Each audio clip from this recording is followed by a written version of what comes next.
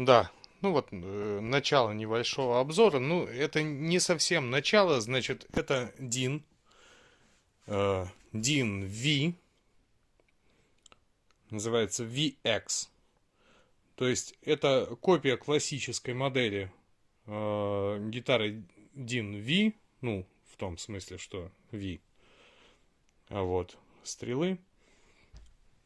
С замечательной головой, кстати говоря, немножко уменьшенная голова, но просто офигенно смотрится. Значит, что уже я здесь сделал? Я снял, конечно, старые струны, снял бридж, все немножко помыл, промазал гриф лимонным маслом, и после этого, сейчас, после небольшой отстройки, будем, собственно говоря, ставить новые струнки. Ну, струнки у меня Ernie Ball. Значит, это 1256. Но дело в том, что я очень хочу, чтобы гитара хорошо звучала в строе дроп до. То есть ре, ля, ре, фа, соль, до. Вот. Чтобы вы понимали, то есть это на тон ниже стандартного дропа. Вот. Прекрасные совершенно. Я купил эту гитару у очень хорошего одного человека, не буду говорить у кого. Потом посмотрим. Значит, здесь звукосниматели стоят родные. Это диновские. Диновские звукосниматели, причем еще где-то из начала 2000-х годов. Лимонное масло, блин, пахнет лимончиком, вообще офигительно.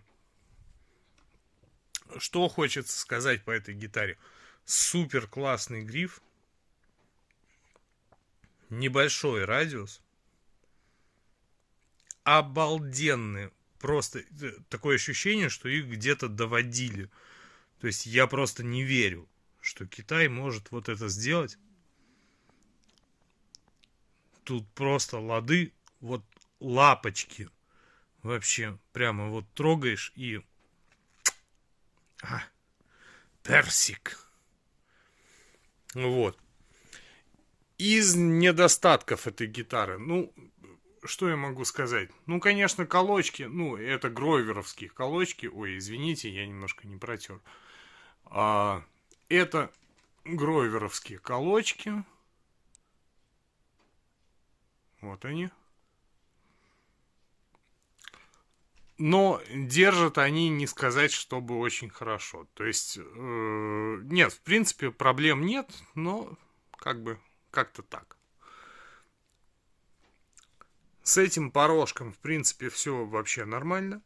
То есть, никогда не видел никаких проблем. Тут все хорошо. И вот, ой, блин. Посмотрите на этот гриф. Черт возьми, все по волокну.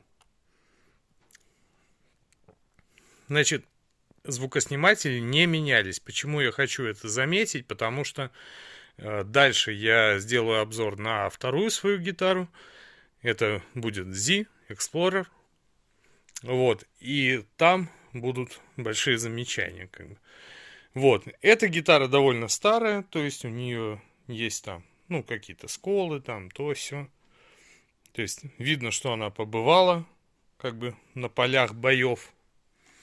Вот, по электронике здесь ничего я не делал пока что. Все совершенно вот как было, так и оставил. Я поставлю на нее 1256 и думаю, что этого будет достаточно. Да, ну что касается бриджа, короче, вот, да, здесь, конечно, есть замечание. Почему? Значит, на первых трех струнах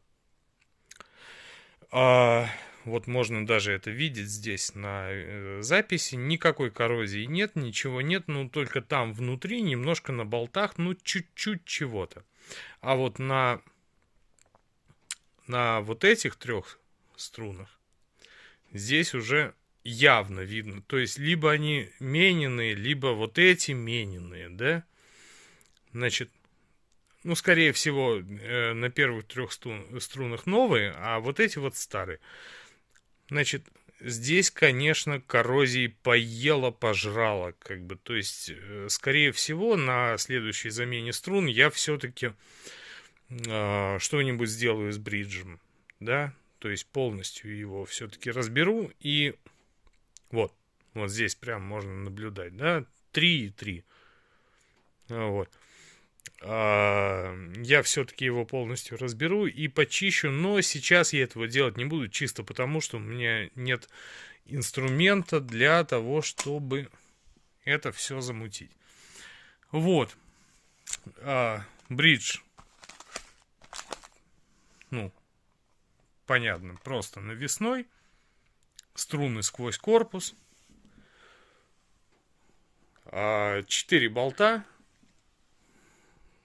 Звучит как машина для убийства. Вот, посмотрим, что будет после установки струн.